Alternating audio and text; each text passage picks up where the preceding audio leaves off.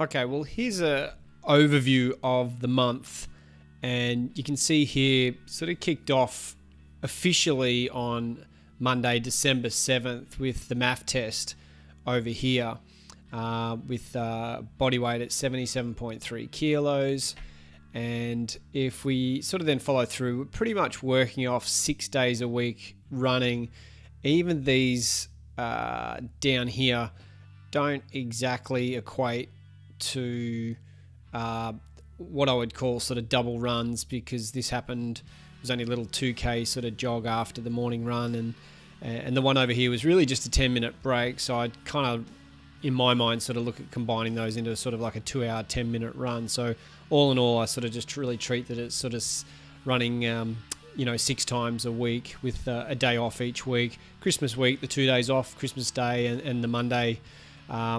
Looking at this, I'm actually going to be having the Mondays off because I do like the long runs on the Sunday. Sometimes the Saturday as well, I'll go a bit longer, but I do like to normally put in a bit of a long run on the Sunday. It just sort of works for me and my lifestyle a little bit better, which means I will typically probably have the Monday off as a bit of a reward and recovery, and that's the way I kind of like to do it. So the MAF tests will probably be completed on the Tuesday morning as part of that sort of Tuesday run to kick off the week, and I'll maybe doing sort of that 45 minutes to an hour, but I'll really be looking at sort of cutting off the first 8 kilometers as that MAF test, and treating the first 2 kilometers as the warm-up, and then looking at kilometers 3, 4, 5, 6, 7 and 8 as the MAF test once a month to really gauge.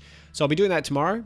Tomorrow will be MAF test number 2, and that's really going to give us some insights into where I'm at after the 4 weeks of training we've had now. You can sort of see here that 53 minutes of running got me 8.3 kilometers at an average pace of 6 minutes 24 for that base heart rate of 138 to 140 beats. I'm really working off probably the rounded off number of 140, and if anyone's anal enough to go through and check all the numbers, you'll see the averages are pretty much bang on 140 for every single run. So it's been good. I've been able to maintain that consistency throughout, and it's obviously got its own fluctuations here or there where it spikes or quickly pull it back and get it back to normal. So that's the MAF test there. What's really interesting, if you have a look early on at any of these runs that have had an hour in length, and we'll take this one here for example, and if we have a good look at the details of this run, you can see the pace there. This is going back into the first week with 6 minute 20s per K. If we come down and look at the splits, what I want to show you here is the actual, what it's sort of taking really to cover, or what ground I'm sort of covering in that sort of hour or so. So here's obviously very flat course. You can see the elevation gain is really very minimal in terms of up and down, but it's taken basically an hour to cover that 10 kilometers, which is okay. It's 6 minutes sort of per K, and you can sort of see the average there over the entire.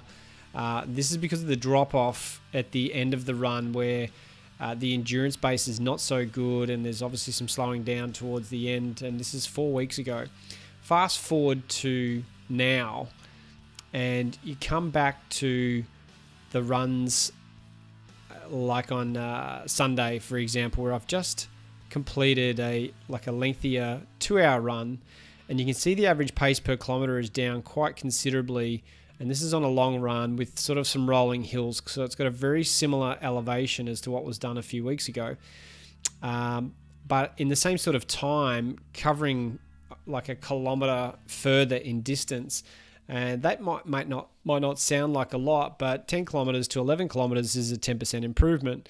So to get a 10% improvement in just 4 weeks is really significant. But if you look here, look at some of these numbers here and what's happening with the kilometers early in the run. We're well down into the 520s and 530s, which is holding the average obviously quite consistently at that 545 across sort of the entire run. And this was a very easy run with a lot of slow stuff at the end. I actually backed off considerably for sort of kilometers 17, 18 and 19 as really as a cool down. Just with really, really slow jogging, trying to keep the cadence up high, but the progression has been really quite significant. So this is this is exciting. It's all heading in the right direction, and we'll look forward to the MAF test tomorrow and see what the results bring. But if we go back to the calendar and just have a look at the totals for the month, you can sort of see, I think it totals somewhere around 260 kilometers for the week. I think it sort of roughly adds up to. So if you work off sort of 60, 61, whatever it is there, but that's pretty much 60, 120, 240 to 260 sort of kilometers for, I think it's 259 kilometers I added up for the 4 weeks. So it's pretty solid running. It's all around 6 hours a week as a good benchmark at the moment. I will look to build on that a little bit, but again, I do not want to break that 10% rule and make myself suspect to injury at all. So I want to take it nice and slow. Even just looking at the totals here on the side is really interesting, because you go back 2 weeks and, go back 4 weeks, and 6.5 hours of running only netted me sort of just shy of 61 kilometers, whereas now just under 6.5 hours of running has got me 67 kilometers in run of distance. So it's another 6 or 7 Ks, which pretty much fits in with that 10% improvement that we're sort of looking at. So even though the pace per kilometer has improved probably by a little bit more than that, as an average, which is probably the best to look at, is the average over the whole lot. It's about a 10% improvement, which is good.